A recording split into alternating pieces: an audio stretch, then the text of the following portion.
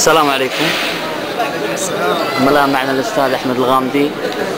بالنسبة له يعني طبعا للعريس الأخ الحبيب العزيز، وطبعا ودنا بعد تسمعنا من الشيء اللي قلت لي برا الصالة.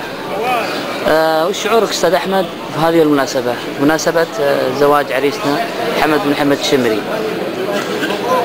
والله بسم الله الرحمن الرحيم، الحمد لله والصلاة والسلام على أشرف الأنبياء والمرسلين سيدنا محمد وعلى آله وصحبه أجمعين.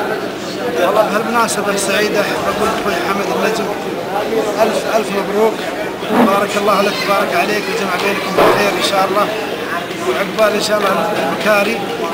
وحقيقة هذه فرصة سعيدة أن نجي نشارك لك حمد الفرحة العظيمة هذه، نتمنى لها إن شاء الله حياة سعيدة مليئة بالأفراح إن شاء الله.